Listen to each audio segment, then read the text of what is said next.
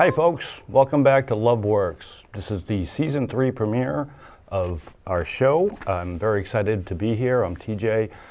Thanks for tuning in. We have a lot of new viewers and I want to thank you all for tuning in. I'm going to start with a few updates. First and foremost, I hope everybody had a happy holiday season and a lot of love was shared. There's a specific topic I want to talk about early, and that's my friend Patrick Persley. Patrick is in Rockford, Illinois. I lived in Rockford for 2 years back in 2005, and it's a very impoverished town. It was a manufacturing town that just kind of fell apart in the 1990s, thanks to NAFTA and all those wonderful trade deals. But Patrick was convicted of murder in 1993, and he spent 23 years in prison out there. And while in prison, he became a jailhouse lawyer, and he did some research, and he found the evidence to prove his innocence. Well, he got let out of jail, out of prison in 2013, and he's been fighting to get a new trial since. And during his time out, he created an organization called Kid Culture, which helps inner city children, give them the structure to become viable members of the community as adults. And he does things like talent shows, and they have counseling services. It's a beautiful thing. And there are links to Patrick's organization on my Facebook page, and I believe on my Twitter page. But you can find me there at TJ Moonen, or Facebook TJ Moonen. Oh no, I'm on Facebook. I'm Mickey TJ Patrick. That's right. Long story. I'm not getting into it today. All right. Patrick got his new trial last week, and it wrapped up yesterday, and he got a not guilty plea and verdict. And so now Patrick Persley is a free man after serving 23 years in jail for a crime he didn't commit. And he's going to be making a lot of noise in the coming months, so keep your eyes open for Patrick. Because of his wrongful conviction, he was unable to leave the state of Illinois. But now that he is a free man, I'm going to try to get him back here, hopefully in April, to come on the show. He's a beautiful man. His wife, Michelle, is fantastic. I've spoken with both of them many times. I talked to Patrick last night, and they're off the wall, and it's just fantastic for them and the 3 kids. It's a beautiful, beautiful thing. So praise God, everything is wonderful out in Illinois at this particular time. As far as what's coming up on the show, we've got some great plans. You can plan the future, but you can't plan the results. But I'm going to be hopefully talking to the Derry City Councilors that are up for re-election in March, as well as other candidates who are running for the first time.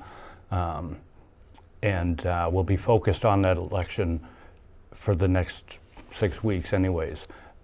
We will be doing a special Valentine's show in a couple of weeks. We're looking at April. We're going to be doing shows focused on parental alienation because it's Parental Alienation Awareness Month. On the 25th, we'll be doing the Bubbles for Love, and so stay tuned for that. And then in May, we'll be focusing on veterans and wrapping up around Memorial Day. So there's a lot of great things coming up. We've got the new website is loveworkshow.com, and I'm really excited about it. Rob Goodell up in Manchester is our web designer, and he's going to be updating regularly, and there's going to be a couple of people doing blogs on it, and we'll be using it for many different sources. There's going to be a store on there, hopefully within the next month or so. We've got some products we'll be selling. I'm going to have t-shirts, we've got the coffee mugs, calendars, and so forth. That'll all be on the website, hopefully within the next 2 to 3 weeks. We'll see what happens. we'll be doing a raffle on there. There's going to be all kinds of things going on, and I'll keep you focused on that. 2 more items. I've been talking with a man out in Washington State, Dean Phillips, who's going to be who's looking into, as we speak, he's making phone calls, looking into a cable access station out there where he can do his version of Love Works, and I hope to mentor him through that process, as I've been mentored by Owen and Russ here at the studio, and Chris Mader and some others. So exciting things happening, hoping we can get the show running up in different states and get a network going. Big plans, we'll see where it goes. I have the motivation, and I know there are many out there who also do. So it's going to be an exciting 2019 and an even more exciting 2020. So stay tuned and tell your friends. Make sure you share the video. And with that, I want to welcome my first guest, my only guest tonight, who is a zealous fighter for Derry and the improvement of Derry, and he's considering running for office, and I'm really excited to have him here. Welcome, Randall. How you doing, sir? Hey, welcome. Good to see you. Thank you for having me on. I'm glad you're here. You're a good friend, and I appreciate you as a man. Thank you. Because of the way you present yourself, and your unwillingness to bend. Honesty is trying. I will assure you of that. Yeah. Now, what do you see as the biggest issue in Derry at this time? I honestly can't say there's one. Like any town of 30,000 plus, there is not one issue. Right now, what's at the forefront is the schools. I do think we need some accountability. I think the schools need to be brought in a little bit, maybe put under the same umbrella that our town is asked to do so. But that's a very broad, there's a lot of correlating aspects that come into that. Mm-hmm. We could honestly talk about that for a long time. There's many things that need to be done in Derry. I'm big on, there's a lot of improvements, I think, that really need to be made, that could bring a lot more prosperity, that draw of not tourism, but just people saying, hey, I wouldn't mind going to Derry for the day. Yeah. That sort of thing. Right, that's a great idea. Downtown has made some improvements. I like the new sign at the Opera House, and the new businesses that are in town, Cask and Vine, Dre. I could touch on that pretty vastly too. Mm-hmm. I think that we need a lot more. We talk about how we need to improve our downtown, but we really don't do anything to do so. Right. If you look, the last time they renovated downtown, I'll call it renovation for the lack of a better term, I don't think it was very applicable. I think the parking's horrible. I think that's a huge. That's always been a problem. We have parking everywhere. Yeah. I would not ask my significant other to walk from pretty much any of our municipal parking lots once the sun goes down. That's my particular opinion. And I think this is a safe town. I live not very far from here. Yeah. So I would say that, but touching on that, if we don't try to do something to the downtown, we're going to have to spend some money to do so. I have an idea. It would be great to have a bypass road that went right around the downtown, so we could actually use our downtown for events. Our police and our fire do not like to, block off our downtown because it's an accessible route to the highway. And for any of their the multi-town coverage, they need to be able to go that way. Right. Where a bypass road would take care of that, and it would give us the viability to have a downtown that we can use. We could have events down there. I could have a car show equal to that of Manchester's, but we can't do it because we can't shut down the downtown. Yeah. So there's 100 different things we could touch on, but. And how do you see funding for that? Do you know much about how Derry spends the money that is brought in from the state and it goes in a lot of different directions, but this is something, and I have not educated myself on it. It's speculative, but where 4A is coming in, I don't see how we couldn't try to draw off of some of that available funding. Right. 4A is the new exit off of Route 93. Off of Route 93, yes, which will be coming in off of Folsom Road. Right. Which is I'm also on the Salvation Army Advisory Board, and we just purchased the building over there, and unfortunately the state will be taking that building. Eminent domain doesn't come in? It is going to be eminent domain. Okay. Yeah, I'm sure it will be justly compensated, but in the same essence, it was tough for us to try to find. We ended up staying with that facility because we spent a year and a half trying to find another. Right. And they're just not out there. I'm hoping that the state has a little bit more compassion, being our current situation and who the entity is. But you can only time can tell with that. Right. So yeah, there's a lot of aspects that need to be addressed, but I think we need to work on, one needs to work off another. They all need to be interconnected, I guess is the way I can express it. Ideally, yeah. And if we do so, I think we could tap off of some of that state available funding. And I might be totally wrong on this, but I guess it's more wishful thinking than anything. Yeah, and it's something that some research can be done into and find out. I mean, so yeah. And there's plenty of time before the election to do I would like to see a new safety center because our main fire department, or central fire department over here, as far as I'm concerned, it's antiquated, and it's a great big tin shack, and I think they should have something a little better than that. And we could always incorporate something at the police station and make a municipal center there. Yeah. And once again, it's right in the route of 4A. Let's let the state pick up a little bit of the tab. So that's just some simple ideas that I have, and once again, without having the facts and figures in place, it's all speculative. It's wishful thinking. Right. But to try to have, I'd like to at least try to have some type of ideas for resolve. The numbers could deter that, but it's nice to at least have an idea. Right. Okay. Cool. Excellent. Okay, we've got different things going on now. Now, as far as the school situation, have you talked to the school board at all about this? I'm actually on the zoning board, and Lynn is the chair on the zoning and on the school board, and we've had some conversations about it. I'll tell you what we have is we have a situation where our numbers are down, student populations are decreasing. It's one of those things, though, whoever introduces the resolve is going to be the cast of the devil. Right. Whoever is affected by it is going to think they're the cast of the devil. But if you look at history, history shows us that anybody who's ever been perceived in that fashion, when the smoke clears, they go, that wasn't so bad after all. And I'll give Lynn credit for even having the gall to bring it forward, and because it's been. Lynn is.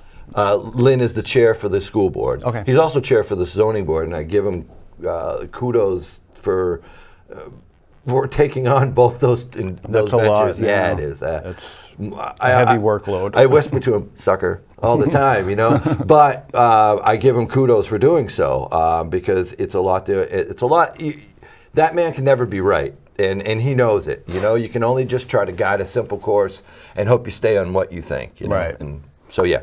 Yeah, that's the political way. It is, unfortunately. You're never right. But with that being said, I think that somebody needs to step up, and somebody needs to be that one to say, I'm sorry, I get it, your school's closing, and I get it that Johnny and Susie might not be able to see each other at school, but if they live across the street and the line goes down the middle of your street, you're still going to see each other after school. It's not the end of the world. Right. And in today's world with social media and the internet and such, it's not the end of the world. It really isn't. No. But I see that a lot, people looking at it in a black and white situation in just about any circumstances.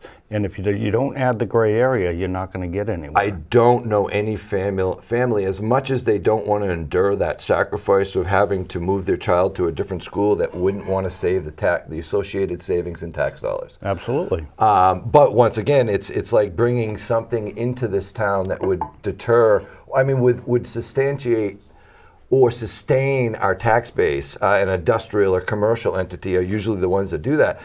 They're the things that nobody wants in their backyard, but they're the things that we need the most. Right. Schools are the same thing. They're sweet and sour in the same mouthfuls. Children are our future, but we have to give them that education in the most feasible manner. Yeah. I guess is the way I can leave it. Yeah, I hear exactly what you're saying, because I fear, like, if we requested the town council to look into putting a drug rehab downtown or There was somewhere, actually it would be- approved one on the zoning board, which will be being put on. Oh my God! I forget the road going into Walmart, and I can't believe I can't think of the name. Crystal of Ave? No, but the road. Okay. Okay. Yeah. Yes, Yeah, I couldn't but tell there you. is one going in right there, actually. Okay. I was unaware of that. I figured if you even brought up the subject in a meeting, you'd get hung in town square. No, and people always they associate, and something a lot of people don't know is I'm actually a recovered addict about 5 years now, and Congratulations. so I have some good insight into this. And I chuckle, but in the same essence, I want to be angry when people say, "Well, they're going to be addicts out in the parking lot." Educate yourself. Right. That is so far from the truth, and so far from the reality of it.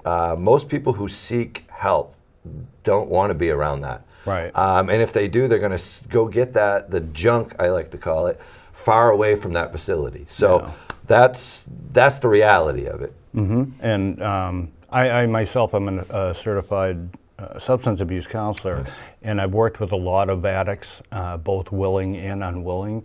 And it's true. I mean, I've worked at a few halfway houses, and if someone's trying to get clean and sober and build a new life, they're not going to have those issues. It's the ones who are mandated by the courts or so forth who are the issue, which should be sent to a state facility anyways. It's one of those things, even growing up, you when your parents told you not to do something, you sure as heck wanted to do it. Exactly. It's unfortunate. Don't touch that hot stove, right?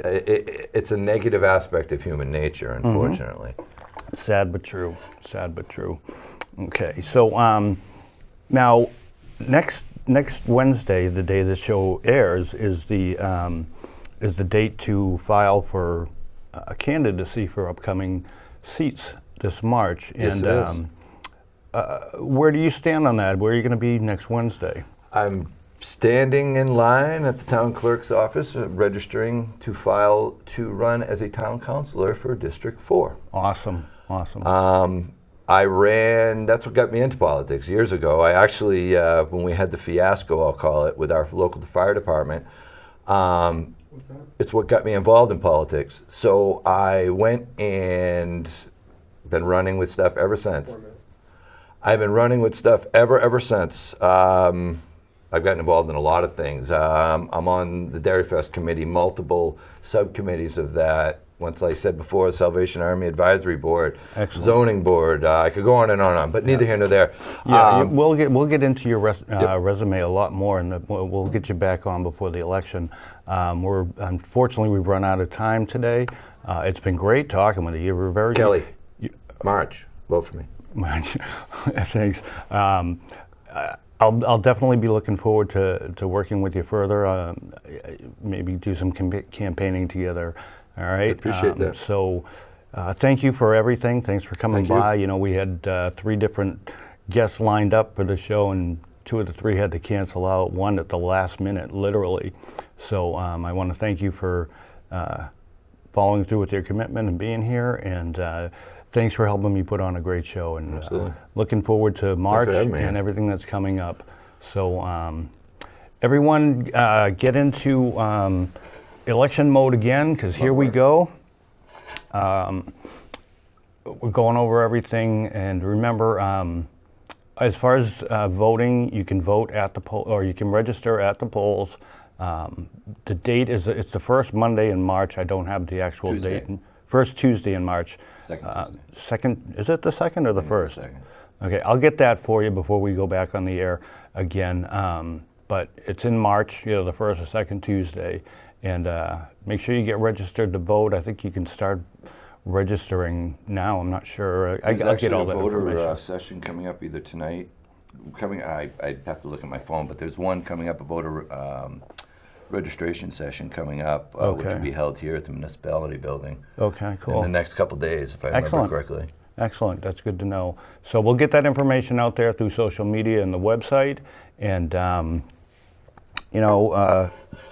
we're looking forward to the next couple of months here, and really the future's bright for LoveWorks and hopefully for Derry too. we can make the changes that need to make Derry great again. All right, so everybody have a great weekend and enjoy the show. And always remember, never forget, love is just a word until you give it meaning.